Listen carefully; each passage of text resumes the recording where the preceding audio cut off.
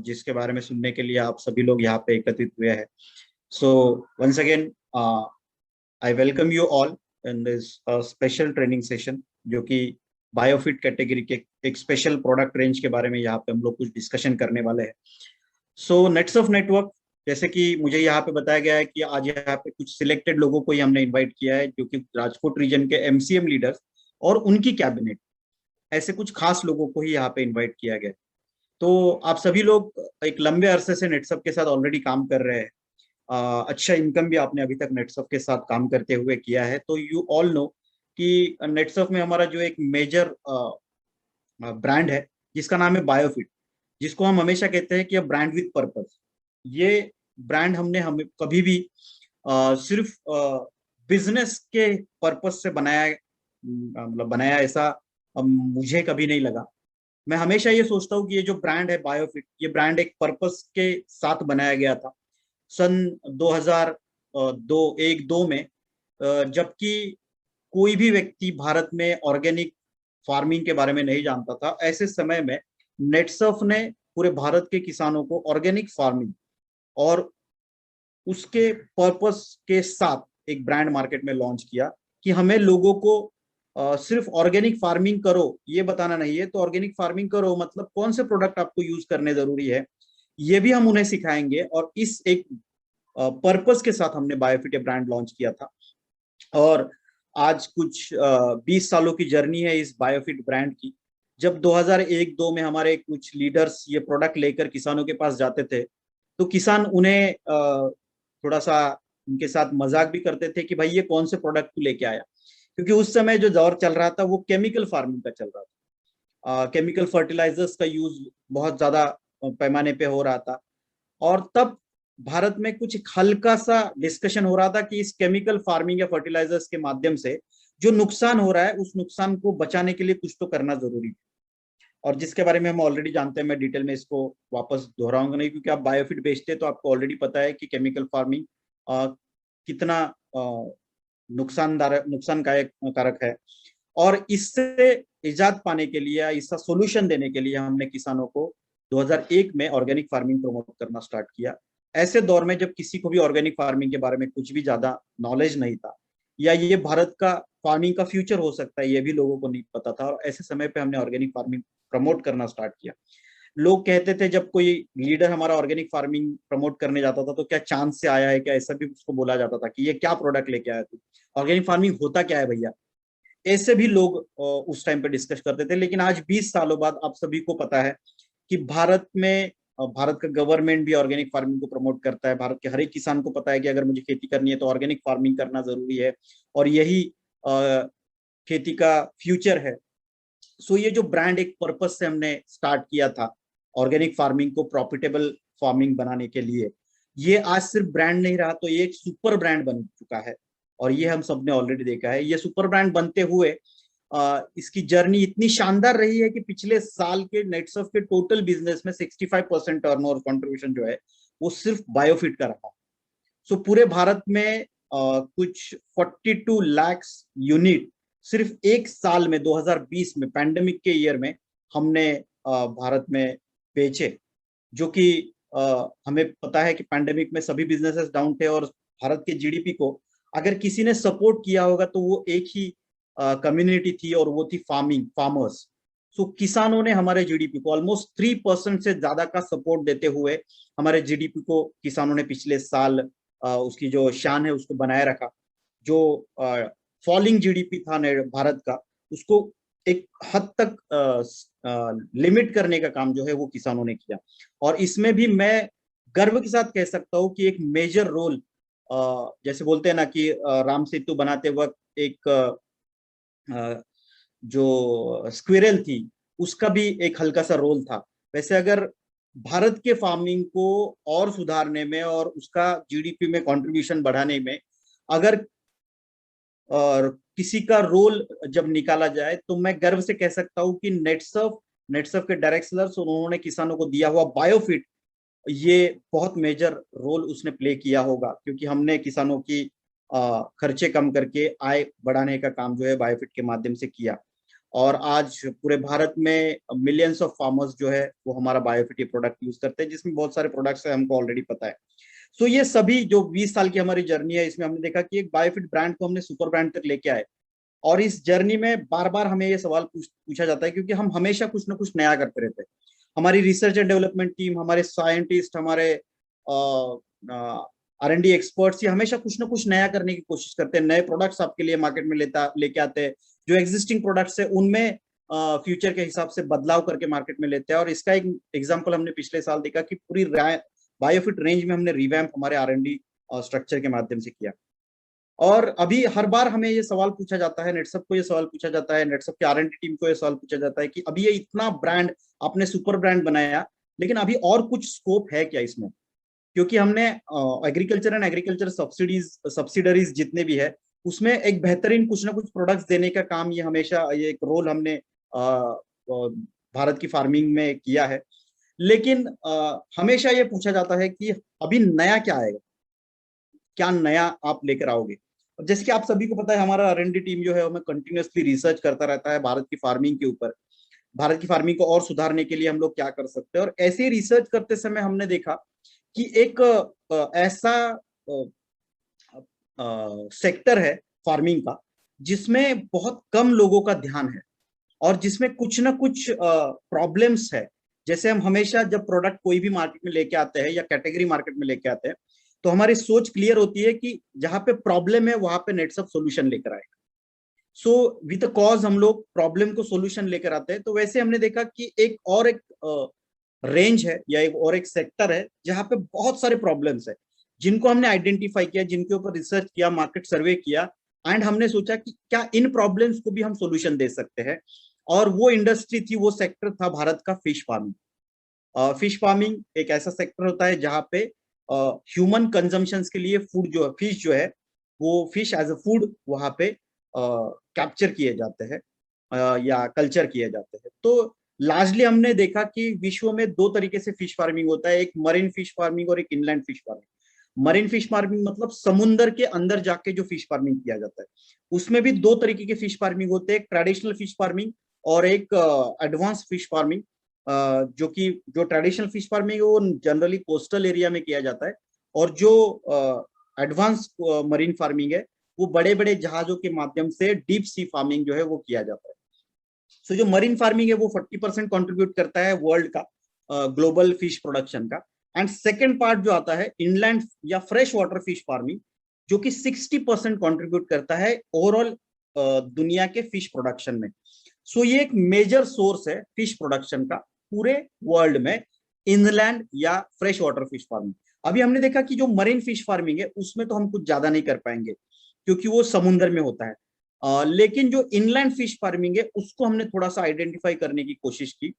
और हमने देखा कि अगर हम फिश फार्मिंग से रिलेटेड कुछ प्रोडक्ट्स अगर मार्केट में लेके आना चाहते हैं, तो ये इनलैंड और specially in inland fish farming, मतलब जो फार्मर्स एक फिश पॉन्ड बना के उसमें पानी को इकट्ठा करके उसमें फिश ग्रो करते हैं, या नदी का तालाब का पानी जो है ठहरा के उसमें फिश फार्मिंग किया जाता है, इसमें हम कुछ कर सकते हैं।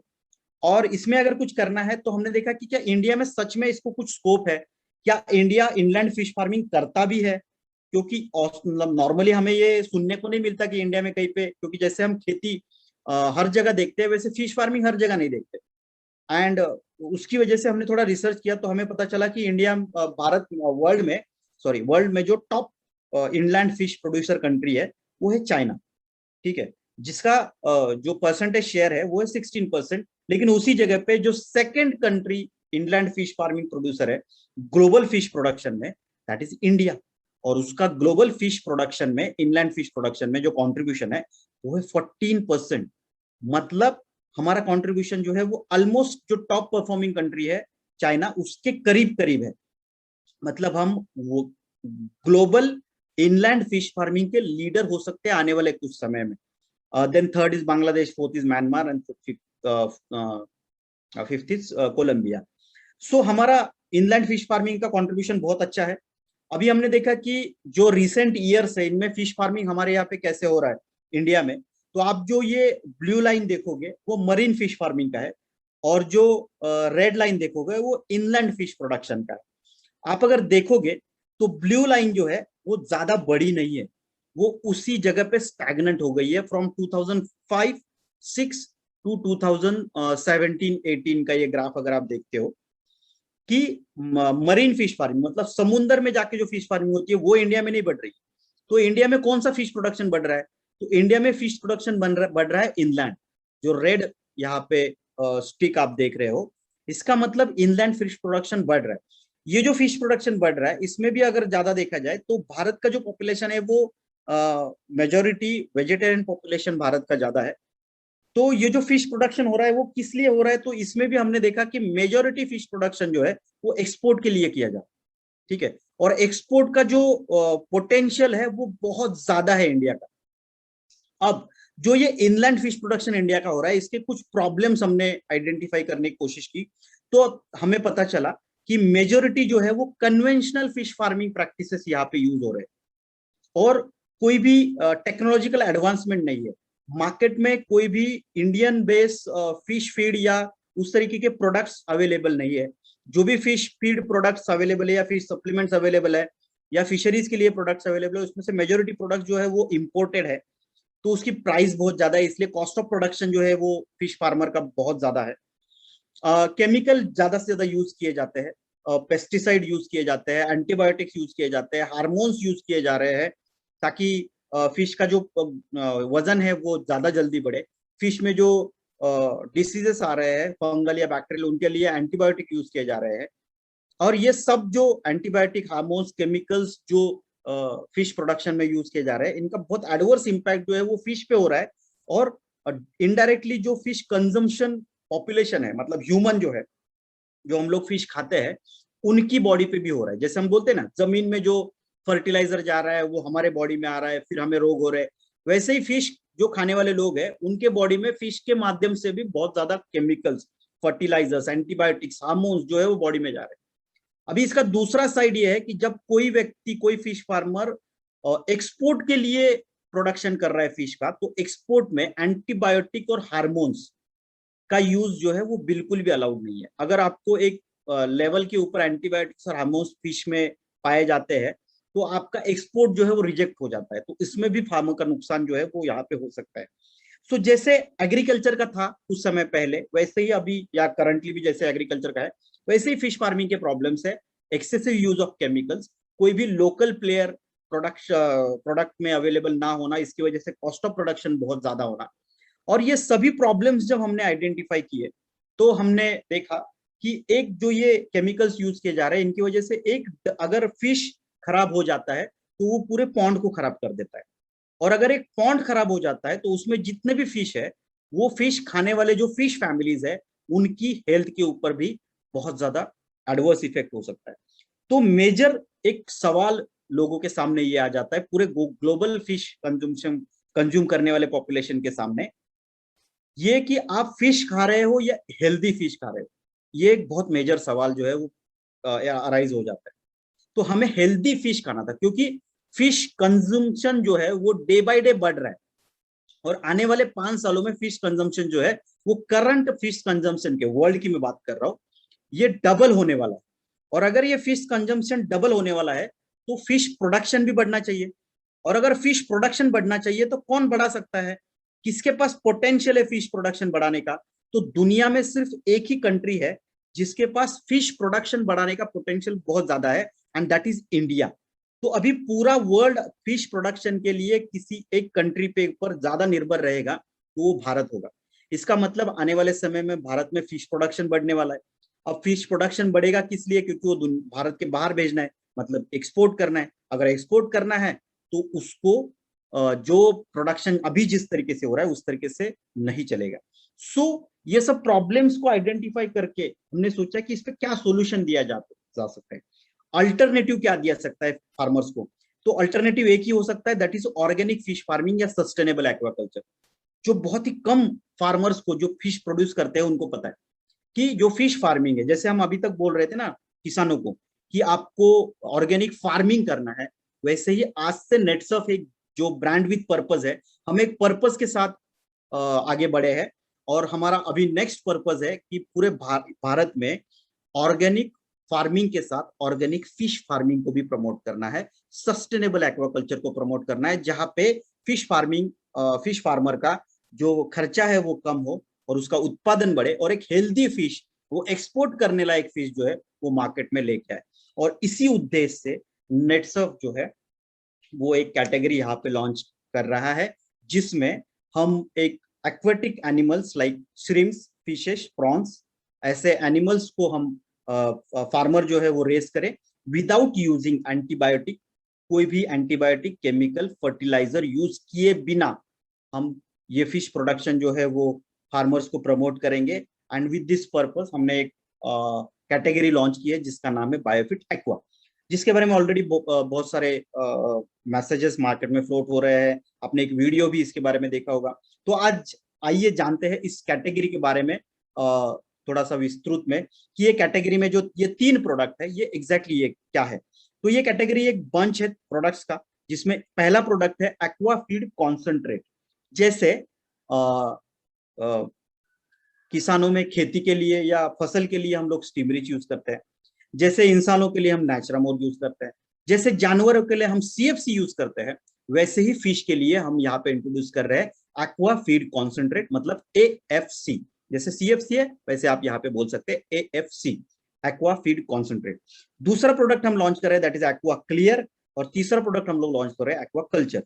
तो ये एक्वा क्लियर और एक्वा कल्चर ये जो प्रोडक्ट है ये बेसिकली रिलेटेड टू जो फिश फार्मिंग में जो पानी है उस पानी से रिलेटेड ये प्रोडक्ट है, क्योंकि फिश फार्मिंग में सबसे इंपॉर्टेंट फैक्टर अगर कोई होगा तो वो होता है पानी, जो पॉन्ड में होता है, फिश फार्मर जो यूज करता है।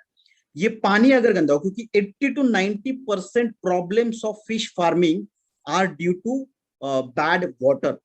जो गंदा वाटर फिश फार्मिंग में यूज किया जाता है, जो quality of water fish farming का होता है, उसकी वजह से मैक्सिमम प्रॉब्लम्स जो है यहाँ पे अराइज होते हैं।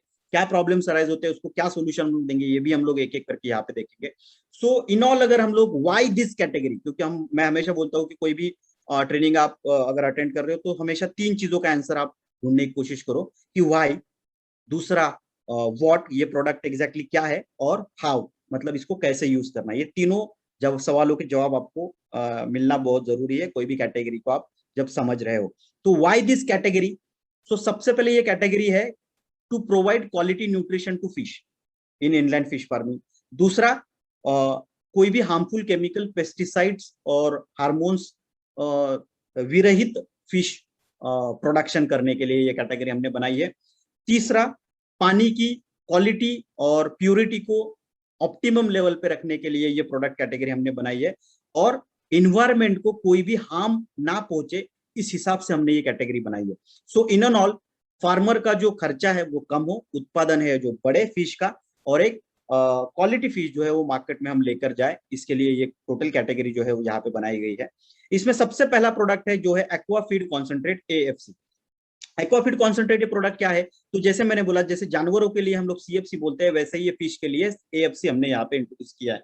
क्योंकि जैसी कोई भी अगर इन एनिमल होता है, जैसे human is an animal, aqua fish, shrimps, prawns, crabs, ये भी एक एनिमल है। सो हर एक एनिमल के जानवर के बॉडी की कुछ रिक्वायरमेंट्स होती है, अलग अलग न्यूट्रिशनल रिक्वायरमेंट्स होती है, जो अगर नॉर्मल खाने से फुलफिल ना हो तो उस रिक्वायरमेंट का डेफिशिएंसी क्रिएट होता है, और उस डेफिशिएंसी की वजह से जो नॉर्मल प्रोडक्शन हमें चाहिए वो नॉर्मल प्रोडक्शन जो है वो नहीं मिल पाता है। सो इसी चीज को ध्यान में रखते हुए हमने ये एक्वाफीड कॉन्सेंट्रेट लॉन्च किया है। तो ये क्या है, तो ये कॉम्बिनेशन है कंप्लीट डाइट का, जिसमें proteins, lipids, amino acids, fatty acids, vitamin, minerals, digestive enzymes जैसे कि प्रीबायोटिक्स एंड प्रोबायोटिक्स, इसका एक कॉम्बिनेशन है जो अकॉर्डिंग टू फिश यहाँ पे डिजाइन किया गया है। उनकी रिक्वायरमेंट को ध्यान में रखते हुए ये सभी चीजें जो है वो एक अच्छे क्वांटिटी में यहाँ पे इंट्रोड्यूस करने की कोशिश जो है वो यहाँ पे की गई है। यहाँ पे कोई स्क्रीन के ऊपर मैं थोड़ा एनोटेशन डिसेबल कर देता हूँ, ठीक है। तो ये कॉम्बिनेशन है सभी उन न्यूट्रिएंट्स का जो एक फिश के बॉडी के नॉर्मल ग्रोथ के लिए रिक्वायर्ड है। अब ये न्यूट्रिशन क्यों रिक्वायर्ड है? तो देखिए एक सिंपल बात समझिए, फिश को नॉर्मली कुछ फीड खिलाया जाता है। तो कई जगह पे ये पोल्ट्री का जो वेस्ट होता है वो खिलाया जाता है, या अलग अलग वेस्ट खिलाए जाते हैं। कुछ लोग प्रॉपर फिश फीड खिलाते हैं, ठीक है। जैसे हम जानवर को कुछ चारा खिलाते हैं, वैसे फिश को भी कुछ फीड खिलाया जाता है। लेकिन ये जो फीड खिलाया जाता है फिश को, उसका प्रॉपर एब्जॉर्प्शन अगर बॉडी में नहीं हो पाया, क्योंकि ये सब एब्जॉर्प्शन किसके ऊपर डिपेंड है, तो वो फिश के मेटाबॉलिक प्रोसेस के ऊपर डिपेंड है, मतलब उसकी चयापचय क्रिया के ऊपर डिपेंड है। अगर ये चयापचय क्रिया प्रॉपर तरीके से नहीं हो रही है, तो जो फिश हम लोग फीड खिला रहे हैं, वो फीड अच्छी तरीके से वो फिश को फिश के बॉडी में एब्जॉर्ब नहीं होगा। और वो अगर एब्जॉर्ब नहीं होगा तो फीड ज्यादा यूज करना होगा, और उस प्रोपोर्शन में जो वजन फिश का आना चाहिए वो वजन नहीं आएगा। इसका मतलब 1 kg फिश बनने के लिए, जैसे कि फिश का जो बीज जब पॉन्ड में जाता है, फिश पॉन्ड में जाता है, तालाब में जाता है, तो वो कुछ 2 से 3 ग्राम के करीब होता है। उस 2-3 ग्राम के छोटी मछली को 1 से 1.5 kg का मछली बनाने के लिए कितना फिश फीड हमें उसे खिलाना पड़ेगा, ठीक है ना। वो फिश फीड कितना खिलाना पड़ेगा, वो जितना ज्यादा खिलाना पड़ेगा उतना किसान का खर्चा बढ़ने वाला है। तो यहाँ पे वो फिश फीड का खर्चा क्यों बढ़ता है, क्योंकि जो फिश फीड हम लोग खिला रहे हैं उसका अब्जॉर्प्शन जो है वो फिश के बॉडी बॉडी में प्रॉपर तरीके से नहीं होता, क्योंकि उसका गट हेल्थ जो है वो प्रॉपर नहीं है, मेटाबॉलिक प्रोसेस जो है वो प्रॉपर नहीं हो रही। अब इसकी वजह से क्या होता है, तो नॉर्मली फिश जो है वो कैसे बढ़ना चाहिए, तो आइडियली फिश का पहले लेंथ बढ़ना चाहिए, और फिश का जो जाड़ी है या विड्थ जो है या गर्थ जो है वो बाद में बढ़ना चाहिए, तो वो हेल्दी फिश तैयार होता है। अभी अगर मेटाबॉलिक प्रोसेस प्रॉपर नहीं हो रहे, चयापचय क्रिया प्रॉपर नहीं हो रहा है, तो जो खाया जा रहा है फिश में वो अगर प्रॉपर तरीके से डाइजेस्ट नहीं हो रहा है, तो फिश का जो विड्थ है वो पहले बढ़ जाता है, मतलब फिश का जो जाड़ी है वो पहले बढ़ जाता है, और उसकी वजह से लेंथ जो है वो प्रॉपर बढ़ नहीं पाता। तो वो फिश लेंथ में छोटा रह जाता है, जाड़ी में बढ़ जाता है, क्योंकि उसका पेट फूल जाता है, और ऐसे अनहेल्दी फिश जो है वो प्रिपेयर हो तैयार हो जाता है, और इसका वजन भी प्रॉपर तरीके से नहीं भर पाता। और डाइजेशन प्रॉपर ना होने की वजह से बहुत सारे डिसीजेस भी फिश को हो जाते हैं, जिसमें कुछ बैक्टीरियल कुछ फंगल डिसीजेस हो जाते हैं, और जिसको कंट्रोल करने के लिए फार्मर को जैसे मैंने बोला कि एंटीबायोटिक्स का यूज करना पड़ता है, या जो वजन बढ़ना चाहिए फिश का उसके लिए हार्मोन्स यूज करने पड़ते हैं। तो ये सब जो चीजें हैं इनको अवॉइड किया जा सकता है अगर फिश को एक प्रॉपर बैलेंस्ड न्यूट्रिशन जो है वो खिलाया जाए। तो इससे क्या होगा, अगर हम aqua feed concentrate fish pond में अगर फिश को खिलाते हैं तो इससे क्या होगा, तो जो फिश फीड कन्वर्जन रेशियो है जिसको FCR बोला जाता है, मतलब आप जो फिश फीड खिला रहे हो उस फिश फीड के साथ इसको यूज करना है, क्योंकि ये सप्लीमेंट है। ये चीज को ध्यान में रखिए, ये कोई फीड नहीं है, ये सप्लीमेंट है। जैसे नेचुरामोर ये खाना नहीं है, ये सप्लीमेंट है। जैसे CFC ये फीड नहीं है, ये सप्लीमेंट है, वैसे AFC ये फीड नहीं है, ये सप्लीमेंट है, ये कॉन्सेंट्रेट है उन सभी न्यूट्रिएंट्स का। तो इससे क्या होगा, फीड कन्वर्जन रेशियो बढ़ेगा, मतलब कम फिश फीड में ज्यादा अच्छा क्वांटिटी या वजन का फीड जो है वो हमें यहाँ पे मिलेगा। तो फार्मर का फिश फीड का खर्चा कम होगा। इसी के साथ साथ ये न्यूट्रिएंट्स की बायो अवेलेबिलिटी को बढ़ाएगा, मतलब जो एब्जॉर्प्शन न्यूट्रिएंट्स का होना चाहिए, प्रोटीन्स विटामिन मिनरल्स का फिश के बॉडी में नेचुरल तरीके से, वो एब्जॉर्प्शन को यहाँ पे बढ़ाएगा। इसी के साथ साथ जो फिश के फिजियोलॉजी है, मतलब टिश्यू मसल, मतलब वजनदार फिश जो है वो तैयार होगा, उसका डाइजेशन अच्छा होगा, फीड इनटेक बढ़ेगा, और फिश का जो नॉर्मल ऑप्टिमम वेल्थ है वजन है वो कम से कम दिनों में यहाँ पे अटेंड करने को फिश को मदद हो सकती है। जैसे हम पोल्ट्री में बोलते हैं ना कि अगर 60 दिन में पोल्ट्री का एक बैच निकलता है तो CFC यूज करने के बाद वो 50 दिन में निकलता है। वैसे ही एक्वाफीड कॉन्सेंट्रेट अगर यूज करते हैं हम लोग, तो जितना नॉर्मल डेज लगते हैं एक फिश को 1 से 1.5 kg का वजन ग्रैब करने के लिए, उससे कम दिन, ऑलमोस्ट 10% रिडक्शन जो है वो 5 से 10 दिन कम लगेंगे। इसका मतलब एक बैच पूरे साल में फिश फार्मर ज्यादा ले पाएगा, और उससे उसका उत्पादन जो है वो यहाँ पे बढ़ने में मदद मिल सकती है। इसी के साथ साथ ये अगर न्यूट्रिशन प्रॉपर रहा तो इम्यूनिटी बढ़ जाएगी, क्योंकि फिश फार्मर्स में एक मेजर प्रॉब्लम दूसरा ये भी होता है कि मोर्टेलिटी रेट जो है वो फिश का बहुत ज्यादा होता है। अब ये मोर्टेलिटी रेट जो है, मतलब फिश का जो मरना है, छोटे छोटे जब वो फिश होते हैं तब वो मर जाते हैं। अभी सोचिए एक छोटा फिश मरना मतलब 1 किलो फिश का नुकसान होना फ्यूचर में आने वाले, ठीक है ना। सो ये जो मरना है, मर जो है शुरुआती दौर में फिश की, ये क्यों होती है? इसका पहला कारण प्रॉपर न्यूट्रिशन ना मिलना, इसका दूसरा कारण डिसीजेस बढ़ना। अभी डिसीजेस क्यों बढ़ते हैं? क्योंकि पानी की वजह से, वो मैं आगे चल के आपको बताऊंगा कि डिसीजेस कैसे कंट्रोल होते हैं हमारे प्रोडक्ट्स के माध्यम से। तीसरा मेजर कारण है फिश के मरने का, that is fin rot, gill rot. मतलब जैसे कि फिश के जो कल्ले होते हैं या उसके ऊपर जो स्केल्स होते हैं, इनमें रॉटिंग आ जाता है फंगल्स की वजह से, उसकी वजह से फिश मरते हैं। ये फिन एंड गिल रॉट की वजह से उसकी जो चमक है वो कम हो जाती है, और ये चमक अगर कम हो जाती है तो उसका मार्केट में प्राइस जो है वो कम फार्मर को मिलता है। तो इन सबको अवॉइड करने के लिए उसकी इम्यूनिटी लेवल को बढ़ाना बहुत जरूरी है। और इम्यूनिटी कैसे बढ़ेगी? सिंपल है, नाचरामोर खाने से जैसे हमारी इम्यूनिटी बढ़ती है, वैसे ही एएफसी खाने से उस फिश की इम्यूनिटी बढ़ने वाली है। अगर इम्यूनिटी ज्यादा है तो डिसीजेस कम होंगे, डिसीजेस कम होंगे तो मोर्टेलिटी कम होगा, मोर्टेलिटी कम होगा तो फिश प्रोडक्शन बढ़ने में यहाँ पे मदद मिलेगी। इसी के साथ साथ डिसीज रेजिस्टेंस कैपेसिटी भी इसकी बढ़ने वाली है। उसी के साथ साथ अगर हम लोग देखते हैं तो मैंने जैसे शुरुआत में बोला, मेटाबॉलिज्म मतलब चयापचय क्रिया में बहुत तेजी से सुधार लाएगा। इसकी वजह से जो खा रहे हैं वो अच्छे से डाइजेस्ट होगा, अगर अच्छे से डाइजेस्ट होगा तो ग्रोथ ज्यादा अच्छे से अटेंड होगा। इसी के साथ साथ फर्टिलिटी और जो ओव्यूलेटरी प्रोग्रेशन जिसको बोलते हैं, मतलब प्रोडक्शन जो है, रिप्रोडक्शन जो है फिश का, वो अच्छी तरीके से वहां पे फिश पॉन्ड में होगा, और मल्टीप्लीकेशन ऑफ फिश जो है वो अच्छी तरीके से ये खाने के बाद फिश में होने वाला है। तो इसमें विटामिन है, मिनरल्स है, लिपिड्स है, बहुत सारे अमीनो एसिड्स है, और इसी के साथ साथ प्रीबायोटिक प्रोबायोटिक बैक्टीरिया भी है जो इसकी गट हेल्थ को सुधारने में मदद करते हैं। सो इन एंड ऑल अगर ये एएफसी अगर हम लोग यूज करते हैं तो फिश को एक प्रॉपर न्यूट्रिशन, सही growth, disease resistance power, immunity और मोर्टेलिटी रेट को कम करने में ये आपकी मदद, फिश की मदद करेगा, और जिससे कि फिश प्रोडक्शन बढ़ने में मदद हो सकती है। इसमें कंटेंट क्या है? सो डिब्बे के ऊपर भी लिखे हुए हैं, ये किसको यूज कर सकते हैं? तो ये सभी प्रकार के फिशेस को, श्रिम्स को, प्रॉन्स को और क्रैब्स को भी यूज कर सकते हैं।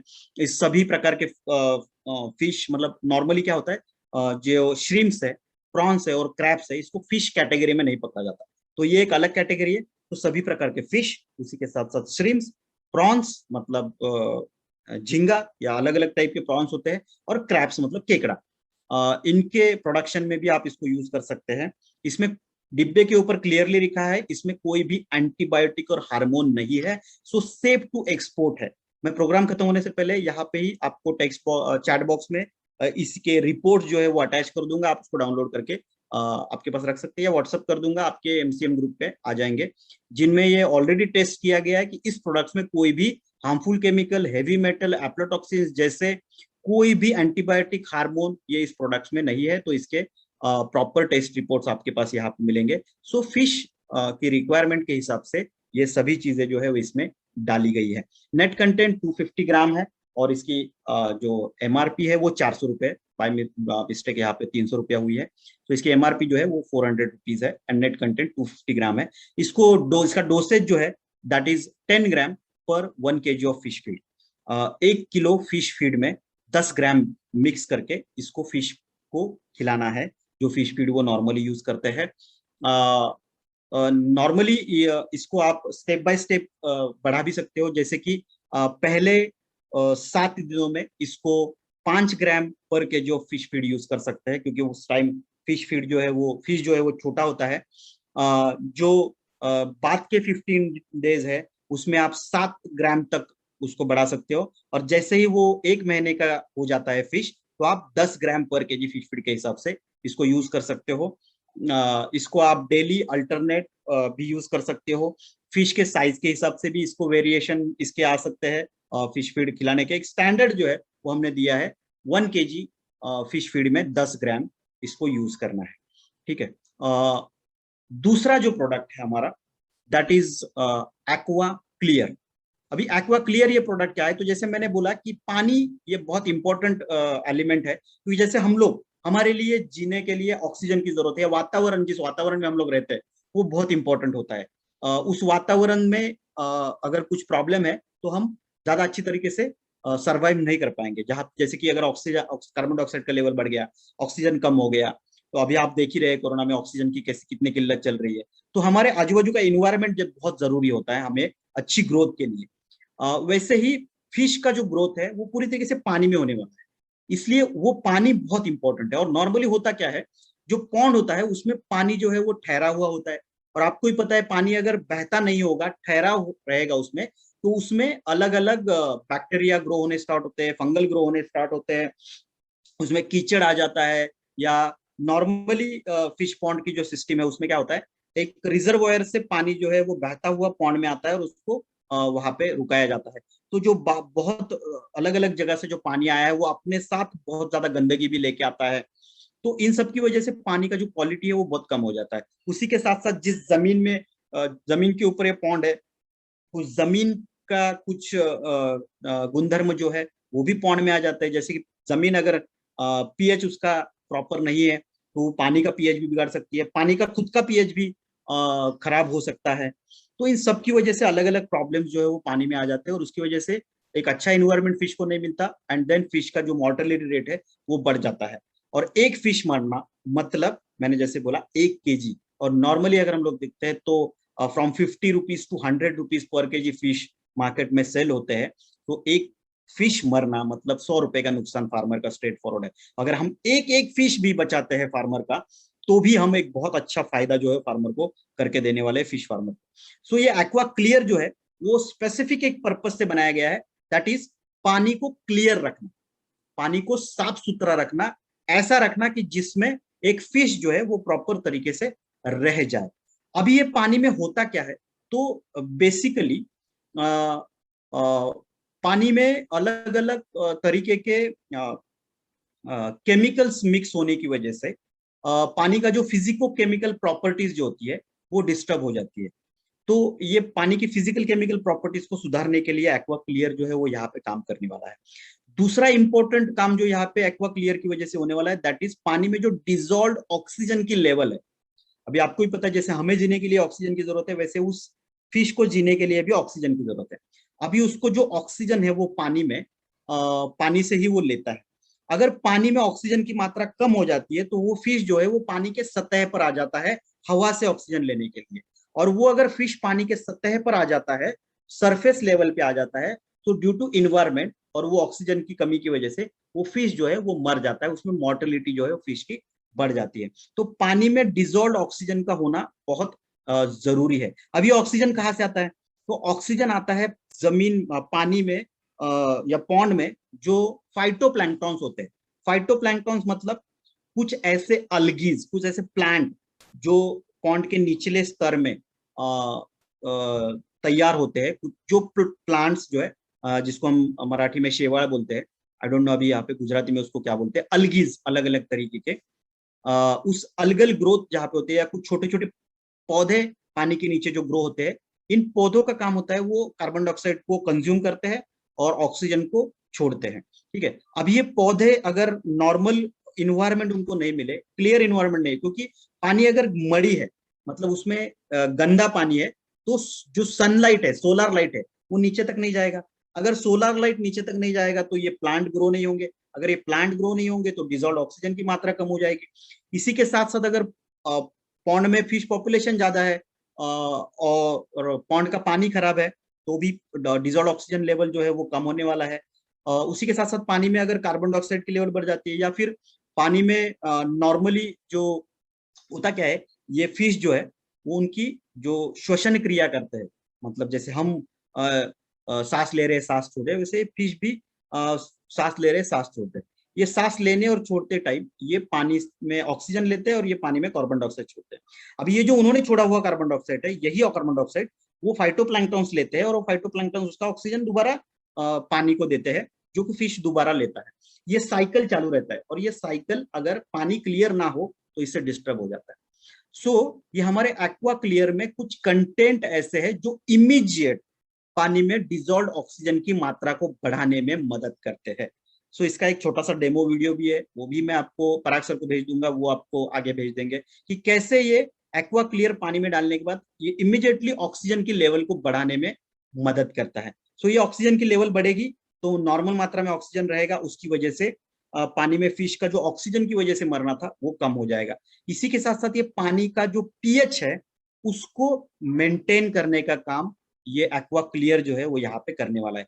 जो एक नॉर्मल रेंज पानी के पीएच की होनी चाहिए, पानी अगर बहुत ज्यादा सलाइन है या बहुत ज्यादा अल्कलाइन है, ऐसे केस में अगर आप उसमें एक्वा क्लियर डालते हो तो आप देखोगे कि ये ड्रास्टिकली पानी के पीएच को मेंटेन करके एक फिश की ग्रोथ के लिए जो पीएच चाहिए उस लेवल पे लेके आएगा। क्योंकि अगर पीएच ज्यादा है या पीएच कम है तो ऐसे इन्वायरमेंट में फिश का ग्रोथ नहीं हो पाएगा। इसी के साथ साथ ये जो हार्मफुल पैथोजेंस पानी में जाते हैं, पैथोजेंस मतलब कुछ फंगस, कुछ बैक्टीरिया जो पानी में जाने के बाद फिश को अटैक करते हैं, ऐसे हार्मफुल पैथोजेंस के ऊपर भी ये काम करते हैं, इनको मारने में ये मदद करते हैं, जिससे कि डिसीजेस जो है फिश में आने वाले वो वहां पे कम हो जाते हैं। इसी के साथ साथ ये पानी का जो टोटल नाइट्रोजन लेवल है उसको भी मेंटेन करता है। होता क्या है, ये जो फिश है ये अपनी तरह इनकी भी एक चयापचय क्रिया है, इसमें वो एक्सक्रीट भी डालते हैं। एक्सक्रीट मतलब जैसे मल हम रोज सुबह या यूरिन के माध्यम से या मल के माध्यम से हम हमारे बॉडी का एक्सक्रीट जो है वो बाहर डालते हैं, या स्वेट आता है, पसीना आता है हमें, इससे हम हमारे बॉडी का एक्सक्रीट जो बाहर डालते हैं। सो ऐसे ये फिश भी उनके बॉडी का एक्सक्रीट जो है वो बाहर डालते हैं। ये जो एक्सक्रीट बाहर जाता है ये नाइट्रोजन मतलब ये नाइट्रोजन होता है इसमें, जैसे हमारा होता है। सो इसकी वजह से ये नाइट्रोजन क्या है, ये जब पानी में जाने के बाद इसका अमोनिया फॉर्म होता है। और आपको पता होगा, आपने कभी देखा होगा कि कोई अगर सार्वजनिक शौचालय होता है और उसमें अगर हम घुसते हैं तो एक बहुत ही गंदा सा स्मेल आता है। अब ये जो स्मेल आता है ना, जो नाक में घुसने के बाद एकदम ऐसा लगता है कि यार नाक के बाल जल जाएंगे। ये स्मेल क्यों आता है? क्योंकि वहां पे जो यूरिन हम लोग करते हैं उस यूरिन से अमोनिया फॉर्म होता है और ये अमोनिया का स्मेल होता है। अगर आप लेबोरेटरी में कभी अमोनिया का स्मेल लोगे तो एकदम से नाक में जलन हो जाएगी।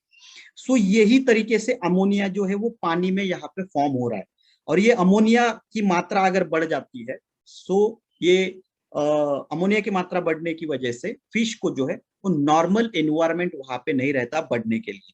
तो ये बहुत घातक है। अभी ये क्या करेगा, ये टोटल जो अमोनिया नाइट्रोजन है, टीएन जिसको बोलते हैं, या नाइट्रेट है या नाइट्रेट है या फॉस्फेट है, इसको रिड्यूस करने का काम करेगा। इससे क्या होगा, ये क्या करेगा एक्वा क्लियर, ये जो अमोनिया है उसको डिवाइड करेगा। अमोनिया का होता है, ammonia is combination of nitrogen and oxygen, ठीक है। अभी इसको डिवाइड करेगा, नाइट्रोजन अलग करेगा, ऑक्सीजन अलग करेगा। जैसे ऑक्सीजन अलग होगा, ये ऑक्सीजन फिश ले लेंगे और जो नाइट्रोजन है वो जमीन में नीचे चला जाएगा। और आपको ही पता है नाइट्रोजन मतलब हमारे एनपीके में जो एन होता है, एन हम लोग बोलते हैं, दैट इज नाइट्रोजन। अगर ये नाइट्रोजन सॉइल में जा रहा है तो ये खाद बनेगा। जो अमोनिया बन के फिश के इन्वायरमेंट को किल कर रहे थे, वही नाइट्रोजन जमीन में जाके खाद बन रहा है, वही ऑक्सीजन फिश को रेस्पिरेटरी प्रोसेस के लिए यहाँ पे आ रहा है। तो ओवरऑल अगर आप हमारे साइंटिस्ट की सोच यहाँ पे देखोगे तो ये मल्टीपल तरीके से काम करता है। ये पानी के पीएच को बैलेंस करेगा, ये पानी के ऑक्सीजन लेवल को बढ़ाएगा, पानी के नाइट्रेट टोटल अमोनिया नाइट्रोजन जो है उसको कम करेगा, इसको ब्रेक करके ऑक्सीजन और नाइट्रोजन में डिवाइड कर लेगा। पानी की जो पैथोजेंस है, हार्मफुल बैक्टीरिया है, इनको कम करेगा। अगर ये पैथोजेंस कम हो गए, मतलब बैक्टीरिया फंगस ये अगर कम हो गए तो कोई डिसीज नहीं होगा। डिसीज नहीं होगा तो एंटीबायोटिक यूज नहीं करना पड़ेगा, और एंटीबायोटिक यूज करने की जरूरत नहीं पड़ेगी। इसकी वजह से मोर्टेलिटी रेट कम होगा, और मोर्टेलिटी रेट कम होगा तो फिश का प्रोडक्शन भी यहाँ पे बढ़ने वाला है। सो ओवरऑल एक्वा क्लियर ये पानी में पानी को क्लियर करने का या सुधारने का काम करता है। इसमें क्या क्या है, तो दैट इज, इसमें यूका एक्सट्रैक्ट है 20%, जियोलाइट है 30%, बाइकार्बोनेट है 30% एंड कुछ ब्लाइंडर से 20%। आप गूगल में जाके अगर एक एक कंटेंट का भी रिसर्च करते हो, यूका एक्सट्रैक्ट, जियोलाइट, बाइकार्बोनेट, तो आपको पता चलेगा कि ये मैंने जो भी यहाँ पे चीजें बोली, ये एक एक काम या कॉम्बिनेशन में काम यहाँ पे इनके वजह से किया जाता है। इसका डोज क्या है, तो इसका डोज है 1 kg पर एकड़। एक्वाकल्चर पॉन्ड में हम इसको यूज करने वाले हैं।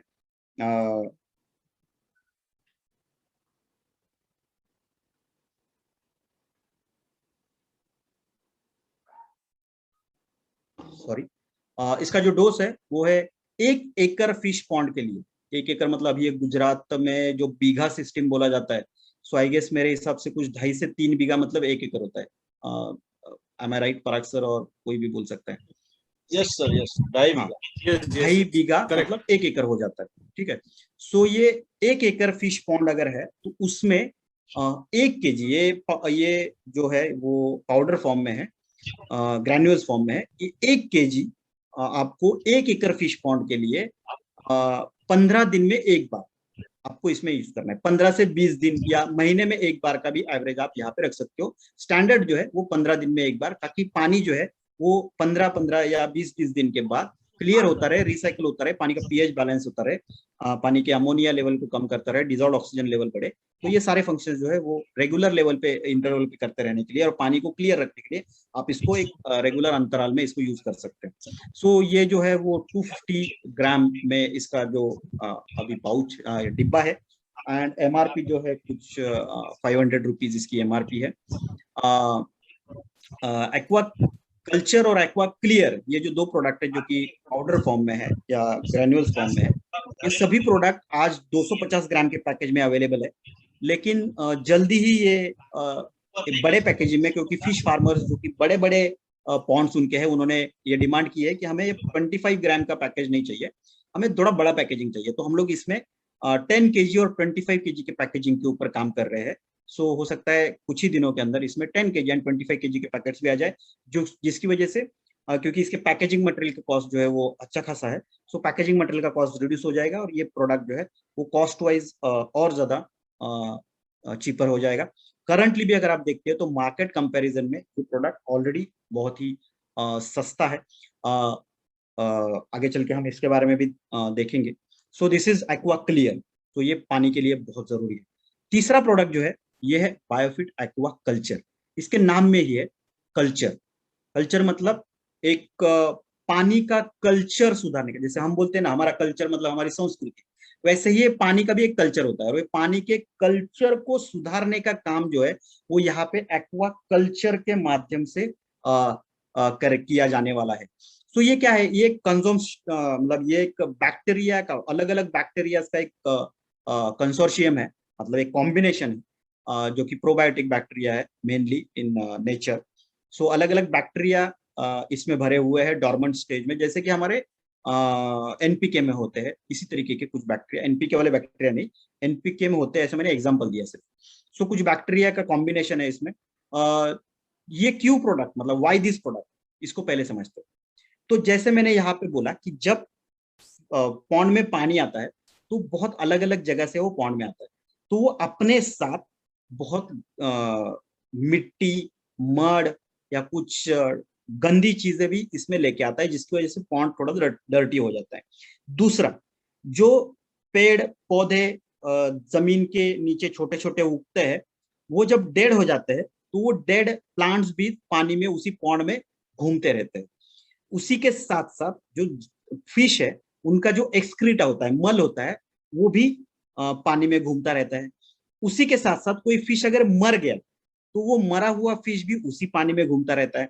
मतलब अभी आप इमेजिन करो कि मड मतलब गंदी मिट्टी, उसके साथ बाहर से आने वाली कुछ गंदगी, इसके साथ साथ मरे हुए पेड़ पौधे, उसी के साथ साथ मरे हुए फिश, फिश का जो एक्सक्रीटा है, मल है, वो भी पानी में जा रहा है। ये सभी चीजें जो पानी में जा रही है, ये पानी में जाने के बाद क्या करने वाली है, तो ये सड़ने वाली है, क्योंकि पानी है, पानी के साथ इनका कॉम्बिनेशन हो जाता है तो ये सड़ने वाला है। अभी ये अगर सड़ती है तो क्या होगा, ये सड़ने के बाद ये गंदा स्मेल देगी पानी को, ठीक है, पॉन्ड में गंदा स्मेल हो जाएगा।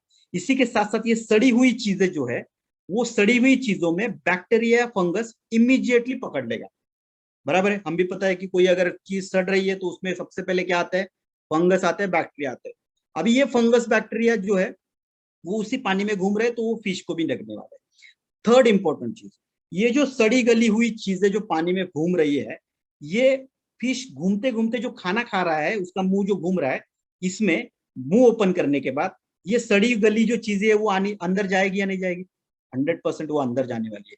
मतलब ये फिश जो है वो ये सड़ा हुआ फिश, उसका खुद का मल, सड़े गले हुए पेड़ पौधे या बाहर से जो मिट्टी आ रही है, वो भी उसकी फिश के पेट में जा रही है।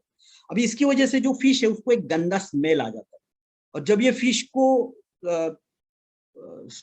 कट किया जाता है तो उस फिश के पेट में वो गंदगी वैसे के वैसे रहती है, और इस गंदगी की वजह से या उस बैड स्मेल की वजह से फिश का जो प्राइस है मार्केट में वो कम हो जाता है ड्रास्टिकली, ठीक है ना। सो ये गंदा स्मेल आना, ये सभी सड़ी हुई चीजों में बैक्टीरिया आना, उस बैक्टीरिया को फिश के ऊपर आना, फिश उसकी वजह से डेथ होना, ये सभी साइड इफेक्ट्स पानी गंदा होने की वजह से फिश पॉन्ड में हम लोग देखते हैं।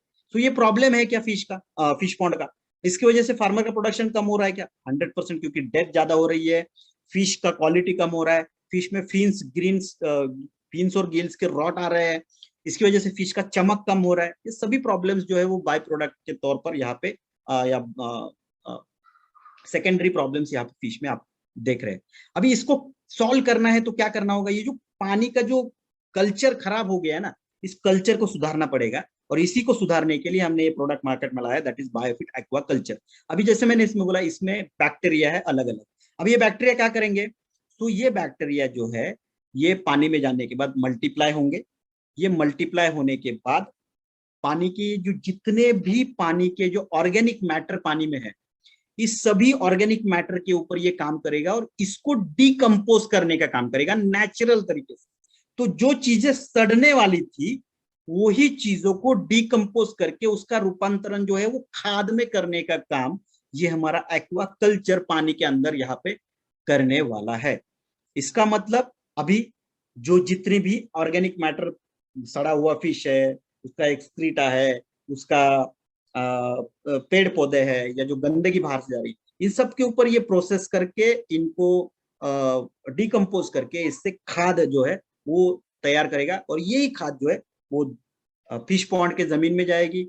यही खाद अगर फिश पॉन्ड के जमीन में जाती है तो वहां पे जो फाइटोप्लैंक्टॉन्स है, मतलब जो यूजफुल प्लांट्स जो जमीन के नीचे ग्रो होते हैं, जिनकी वजह से ऑक्सीजन लेवल बढ़ता है पॉन्ड का, वो भी ग्रो होना स्टार्ट करेंगे, क्योंकि ये फर्टिलाइजर या खाद की तरह काम करेगा। इससे जो जमीन है उसकी क्वालिटी अच्छी होगी, पानी की क्वालिटी अच्छी होगी, डिसीज की जो अटैक है वो कम हो जाएगा। तो ओवरऑल ये पानी के कल्चर को, संस्कृति को सुधारने का काम जो है वो एक्वाकल्चर यहाँ पे करने वाला है। तो जैसे मैंने यहाँ पे बताया बेनिफिट्स के, इसमें आप देख रहे हो कि इसमें कोई भी एंटीबायोटिक नहीं है, इसमें कोई भी हार्मोन्स नहीं है। सो ये एक नॉन पैथोजेनिक है, और सॉल्ट रेजिस्टेंस और नेचुरली ऑकरिंग प्रोबायोटिक बैक्टीरिया का कल्चर है। ये बैक्टीरिया, कोई बोल सकता है सर आप ये बैक्टीरिया पानी में भेज रहे हो तो ये बैक्टीरिया फिश को डिसीज नहीं दे सकते क्या, इनकी वजह से बैक्टीरियल डिसीज नहीं होंगे क्या? सो मैंने क्लियरली पहले ही बोल दिया, अंडरलाइन करके, कि ये नॉन पैथोजेनिक बैक्टीरिया, इनकी वजह में ये बेनिफिशियल है, हार्मफुल बैक्टीरिया नहीं है। ये सॉल्ट रेजिस्टेंट है, इसका मतलब पानी का अगर पीएच खराब भी हो, आप एक्वा क्लियर यूज कर रहे हैं तो पीएच तो मेंटेन हो ही जाएगा, लेकिन अगर पानी का पीएच खराब हुआ, एक्वा क्लियर यूज नहीं कर रहे फिर भी इसका यूज कर रहे हैं, तो भी ये सॉल्ट रेजिस्टेंस होने की वजह से उस पानी में भी, गंदे पानी में भी ये काम करेगा, ठीक है। ये डाइजेस्टिव एंजाइम है, डिग्रेड करेंगे स्लज को, जो स्लज बिल्टअप हो रहा है पानी के अंदर, और इसकी वजह से ये फिश का जो परफॉर्मेंस है उसको इंप्रूव करने का काम करेगा। नेचुरल एक्टिविटी जो है वो फिश की हो सकती है, और जितना फिश एक्टिव रहेगा पानी में उतना वो फिश जो है वो फीड अच्छे से कंज्यूम करेगा, डाइजेस्ट करेगा, उसका ग्रोथ जो है वो अच्छा होगा, वो डिसीज उसको कम होंगे। जैसे हम बोलते हैं ना, हेल्दी रहने के लिए थोड़ा एक्सरसाइज करना जरूरी है, वैसे फिश को हेल्दी रहने के लिए उसको पॉन्ड में घूमना जरूरी है। अगर वो डिसीज वाला फिश है, वो घूमेगा नहीं, तैरता नहीं रहेगा, तो एक्टिविटी नहीं होगा, एक्टिविटी नहीं होगा तो डाइजेशन नहीं होगा, डाइजेशन नहीं होगा तो फिश जो है वो जैसा हमें चाहिए वैसा क्वालिटी फिश प्रोडक्शन यहाँ पे नहीं होगा। इसी के साथ ये पानी के टर्बिडिटी की प्रॉब्लम को भी कम करें, मतलब जो गंदा पानी होता है जिसको हम अभी मराठी में बोलते हैं गडूल, या मडी वाटर होता है, गुजराती में क्या बोलता है, तो ऐसे जो पानी है उस पानी को ये थोड़ा उसकी टर्बिडिटी को, अभी टर्बिडिटी को पर अक्सर बोल सकते हैं, क्या है बोलते हैं गुजराती में, तो ये टर्बिडिटी को कम करने की कोशिश करेगा, और उसकी वजह से जो सोलर रेज है वो अच्छे से पानी के अंदर चले जाएंगे, तो उसकी वजह से जो ऑक्सीजन कार्बन डाइऑक्साइड का बैलेंस मेंटेन रहेगा। बाकी सब मैंने आपको ऑलरेडी बता दिया, तो एक बेटर प्रोडक्टिविटी के लिए प्रोडक्ट बनाया गया है। ये जो एग्जिस्टिंग डेड एल्गीज है उनको रिमूव करके नए अलगल ग्रोथ को प्रमोट करेगा। अगर अलगल ग्रोथ ज्यादा होगी तो ऑक्सीजन लेवल अच्छा रहेगा, कार्बन डाइऑक्साइड लेवल कम रहेगा, नाइट्रेट लेवल कम हो जाएगा, और फिश प्रोडक्शन जो है वो अच्छी तरीके से हो जाएगा, और जो नॉक्सियस ऑर्डर जो गंदगी, गंदा स्मेल जो पानी में आता है वो भी इससे कम होगा। सो एनानॉल अगर आप लोग देखते हैं तो ये प्रोडक्ट यूज करने के बाद आप पानी का जो नेचुरल हैबिटेट है फिश को ग्रो होने के लिए जैसा चाहिए वैसा नेचुरल लेवल यहाँ पे आप मेंटेन करोगे। इसमें अलग अलग तरीके के बैक्टीरिया है, बैसिलस सबटिलिस, बैसिलस कोगुलेंस, बैक्टीरियस लिचेनिफॉर्मिस एंड मेगाटेरियम। इसका जो बैक्टीरियल काउंट है दैट इज 1 × 10⁹ CFU पर ml, जैसे हम एनपीके में बोलते हैं वैसे आप यहाँ पे आपको पता है CFU मतलब क्या। CFU मतलब काउंट फॉर्मिंग यूनिट, मतलब 1 ml अगर ये पानी में जाता है तो इससे 1 × 10⁹ इतने बैक्टीरिया पैदा होंगे या मल्टीप्लाई होंगे और वो अपना काम जो है पानी में जाने के बाद पानी का कल्चर क्लियर करने का करने वाले हैं। इसको भी हम 15 से 20 दिन के अंतराल में एक एक ये जो है वो जैसे हमारा एनपीके होता है लिक्विड फॉर्म में, वैसे ये रहेगा। सो 1 लीटर पर एकड़ पॉन्ड में आपको अप्लाई करना है इसका 10 to 15 डेज में। ये 500 ml के बॉटल में आपको यहाँ पे मिलेगा। एंड एमआरपी जो है वो 400 रुपीज है। आई गेस यहाँ पे थोड़ा सा नहीं, एमआरपी इसकी 350 रुपीज है। क्लियर का जो एमआरपी मैंने यहाँ पे बोला वो 500 रुपया, जो गलती से मैंने यहाँ पे टाइपिंग मिस्टेक है, वो 600 रुपीज है। ठीक है, so clear is 600 rupees and ये जो कल्चर है that is 350 rupees for 500 ml। So market में एक तो इसके पैरेलल कॉम्पिटिटिव प्रोडक्ट्स ज्यादा अवेलेबल नहीं है, तो कंपटीशन बहुत कम है, और कॉस्ट वाइज जो इंपोर्टेड प्रोडक्ट्स मार्केट में आते हैं उससे इसका कॉस्ट, जो तीनों प्रोडक्ट का कॉस्ट जो है वो कंपेरेटिवली बहुत सस्ता है। कुछ सवाल जो आप पूछने वाले मैं ही क्लियर कर देता हूँ। सबसे पहला सवाल, क्या ये रेंज कॉस्ट इफेक्टिव है? तो यस, 100% मैं ये कहूंगा कि ये range absolutely cost effective range है, क्योंकि सबसे पहले तो इसका कोई कंपटीशन मार्केट में नहीं है। जो भी प्रोडक्ट मार्केट में अवेलेबल है मैक्सिमम प्रोडक्ट जो है वो इंपोर्टेड प्रोडक्ट्स है। इंडियन प्रोडक्ट जो है वो बहुत कम है, जिसमें भी केमिकल प्रोडक्ट्स ज्यादा है, उसमें भी क्वालिटी के बहुत ज्यादा इश्यूज है, और एक्सपेंसिव है प्रोडक्ट्स। ठीक है, बहुत सारे प्रोडक्ट्स आप जो फिश फार्मर अभी यूज कर रहे हैं वो बोलेंगे कि सर थोड़ा सा मैं आपका प्रोडक्ट थोड़ा महंगा लग रहा है, लेकिन आप वहां पे अगर देखोगे तो बहुत सारे प्रोडक्ट जो मार्केट में जो लिमिटेड कंपनी या ट्रेडिशनल में आज देती है वो कॉम्बिनेशंस देती है बहुत सारे। मतलब वो एक प्रोडक्ट यूज नहीं करना है, एक साथ आपको पानी क्लियर करने के लिए 6 से 7 प्रोडक्ट यूज करने के लिए बोलती है, लेकिन उस जगह पे हम सिर्फ एक ही प्रोडक्ट यूज करने को बोल रहे हैं। क्लियर कल्चर का जो काम है उसके लिए अलग अलग 6-7 प्रोडक्ट जो है वो रिकमेंड किए जाते हैं एक साथ पानी में यूज करने के लिए, हम एक ही प्रोडक्ट बोलते हैं। एक्वाफीड कॉन्सेंट्रेट जैसा प्रोडक्ट तो मार्केट में बहुत रेयरली अवेलेबल है इस क्वांटिटी में, मात्रा में जो हमने न्यूट्रिशन यहाँ पे डाला हुआ है या कंटेंट डाला हुआ है। सो आप कंपेयर कर सकते हो, ये न्यू प्रोडक्ट है, अभी इसमें अभी थोड़े से मार्केट में जाने के बाद लोग यूज करेंगे, इसके अलग अलग तरीके से यूसेज होंगे, और इसको जो इसमें थोड़े से मॉडिफिकेशन, स्टैंडर्डाइजेशन मॉडिफिकेशन भी आने वाले समय में 100% होने वाले हैं। हमने अभी lab trials and field trials के माध्यम से जो स्टैंडर्ड सेट किए है वो आपको मैं बोल रहा हूँ, आने वाले 6-7 महीने में, 1 साल के बाद इसमें थोड़े से मॉडिफिकेशन जो है वो 100% अलाउड है। लेकिन रिजल्ट के बारे में अगर मैं बोलूँ तो 100% रिजल्ट ओरिएंटेड प्रोडक्ट जो है वो है। सो ये चीपर है compare to other imported products. और इसी के साथ साथ जो फीड कन्वर्जन रेशियो है वो बहुत अच्छा आ रहा है, इसकी वजह से फीड का जो कॉस्ट है वो बहुत बड़ी मात्रा में यहाँ पे कम होने वाला है। करंटली मैं अगर बोलूँ जो ट्रेडिशनल फिश फार्मिंग इंडिया में हो रहा है उसमें अगर फिश कन्वर्जन रेशियो की अगर मैं बात करता हूँ तो कुछ रफली 2.5 to 3 kg, कुछ कुछ जगह पे 4 kg फिश फीड पर kg ऑफ फिश प्रोडक्शन के लिए यूज किया जाता है। सो इट्स ए ह्यूज, मतलब अगर fish conversion ratio, feed conversion ratio ये 2 के ऊपर है तो ये गणित बहुत व्यस्त हो जाता है। इंडिया में ये ऑलरेडी 2 के ऊपर है, ये होना चाहिए 1 to 1.5 के बीच में। सो अगर हम लोग ये हमारे प्रोडक्ट यूज करते हैं तो ये fish feed conversion ratio FCR जो है वो 1.1 to 1.5 के बीच में मेंटेन करने के लिए हमारा प्रोडक्ट मदद करेगा, और इसकी वजह से उनका जो खर्चा है फिश फीड के ऊपर का वो बहुत बड़ी मात्रा में यहाँ पे कम होने वाला है। सो ये कैसे यूज करना है? सो एक्वा, जैसे मैंने बोला 1 एकड़ के लिए स्पेकुलेटिव यहाँ पे मैं लेता हूँ, स्पेकुलेशन अगर लेता हूँ तो एक्वा क्लियर 1000 ग्राम यूज करना है, हर 15 दिन में यूज करना है। इसका मतलब नॉर्मली एक फिश पॉन्ड जो है वो 6 से 3 से 4 महीने तक चलता है। ठीक है, 3 से 4 महीने में वो 1 kg का वजन अटेंड कर लेता है। एवरेज जो है वो 3 महीने का साइकिल जो है इनलैंड फिश फार्मिंग के चलते हैं। सो कुछ 4 एक्वा क्लियर्स मतलब 4000 ग्राम यहाँ पे यूज करने पड़ेंगे। So number of bottle jars 15,500। So total MRP जो होगा 7,500 रुपया।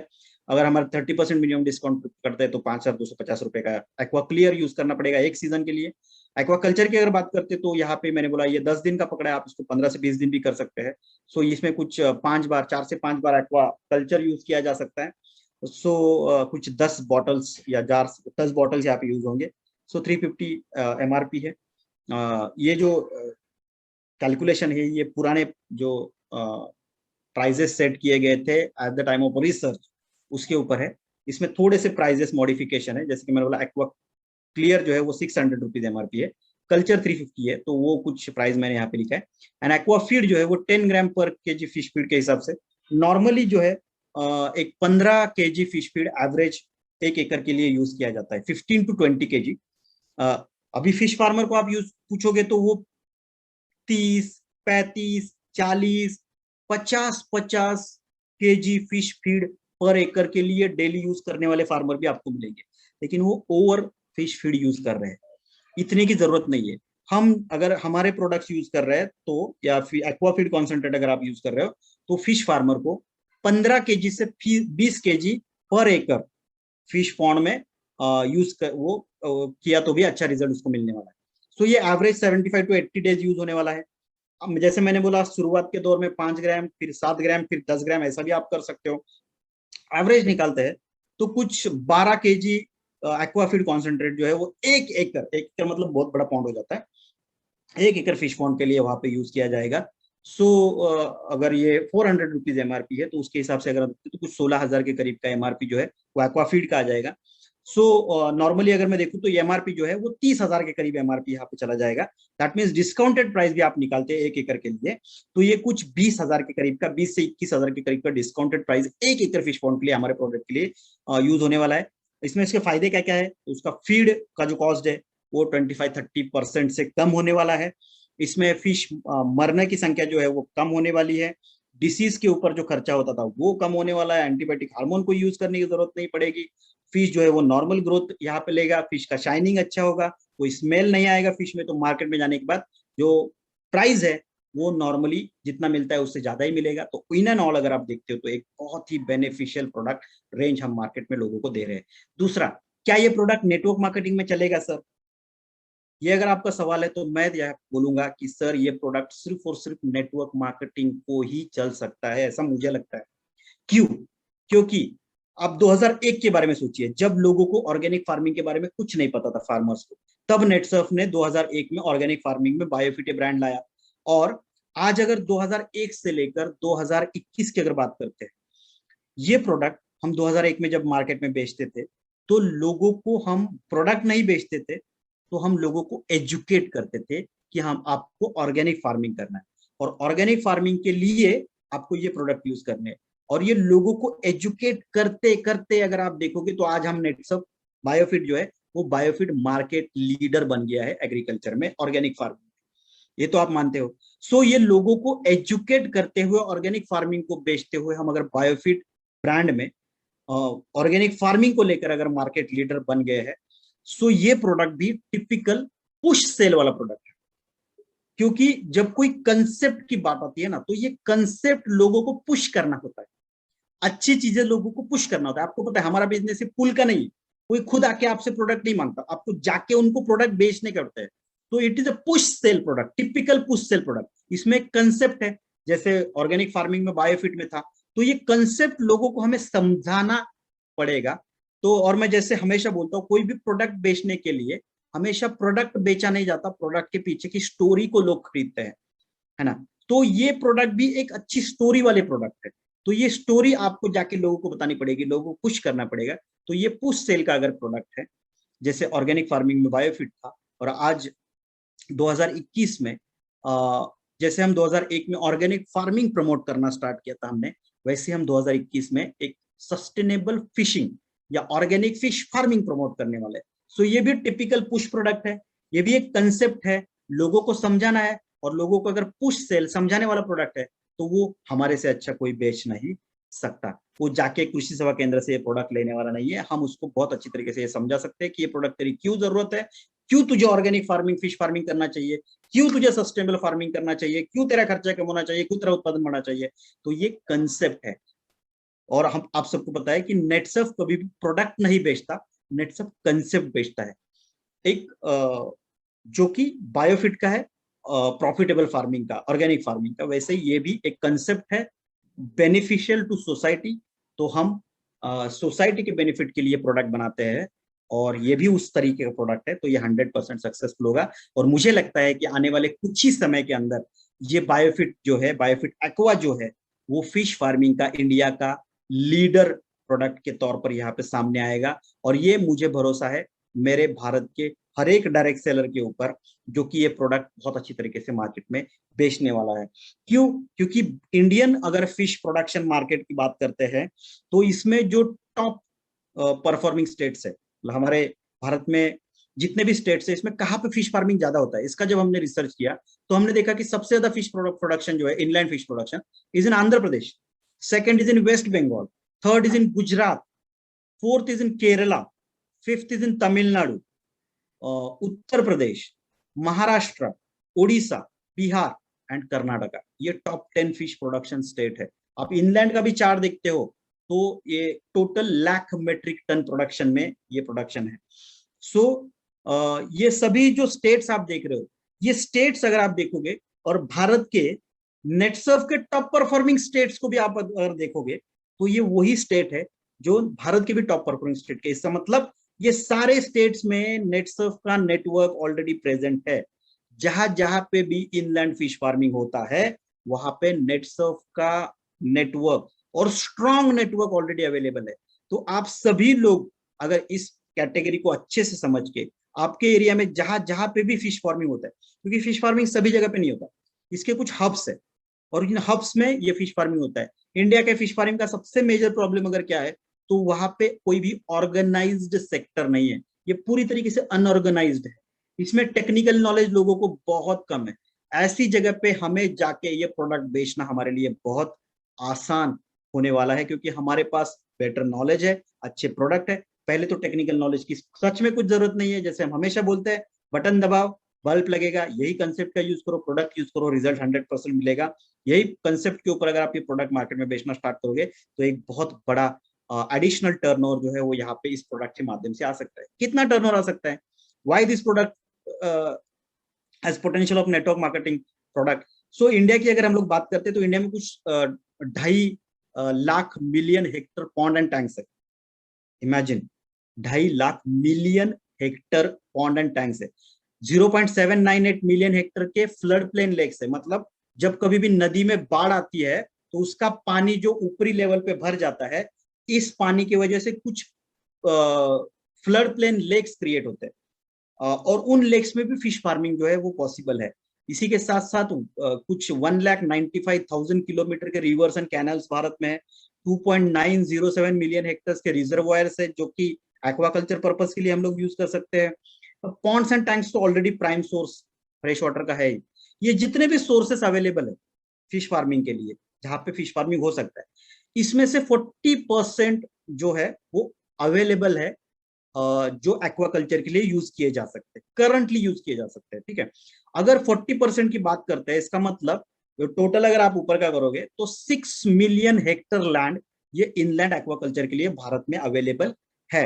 अभी 6 मिलियन हेक्टर में से 40% भी अगर आप कंसिडर करते हो, इसका मतलब 2.5 million Hector land. 2.5 million Hector मतलब कितना होता है?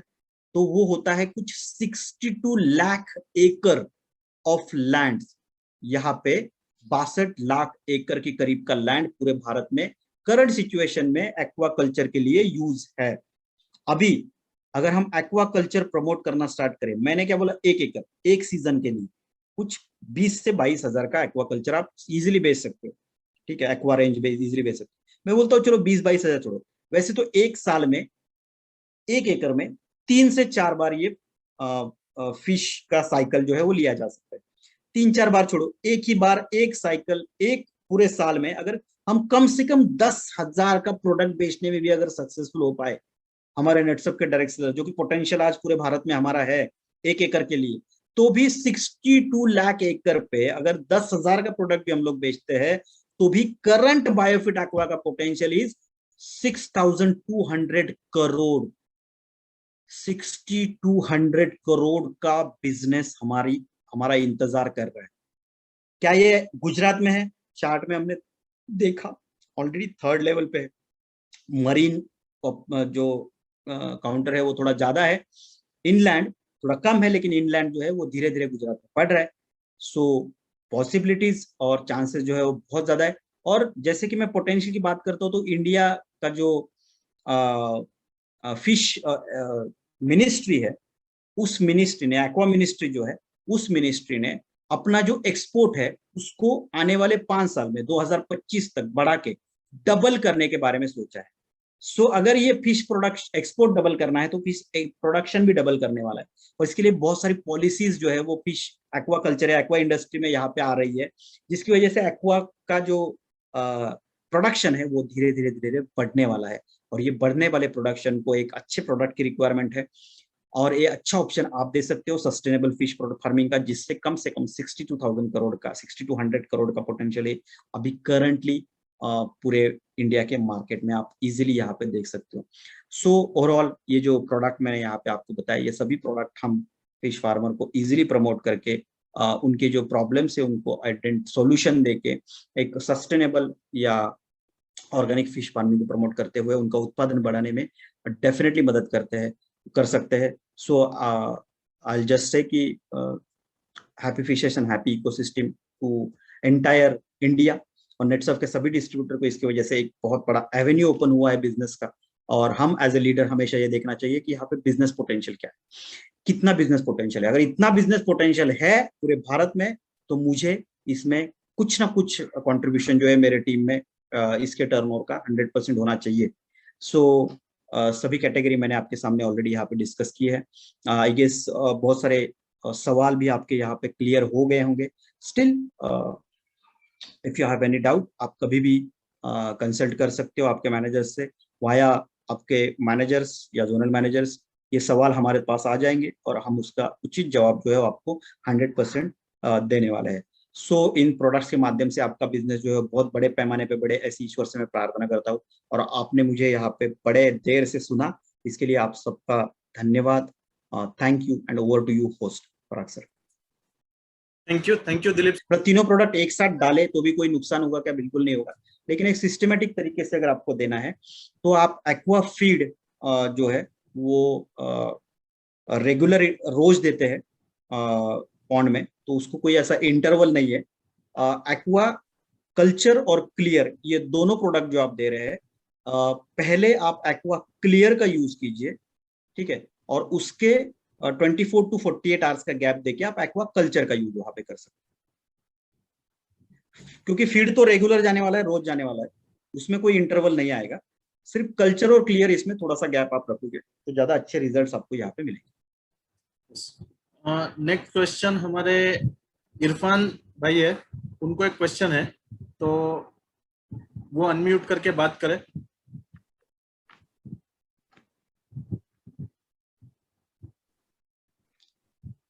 Yes Irfan sir.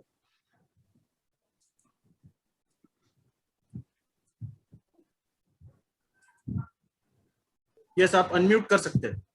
Yes, okay, thank you sir.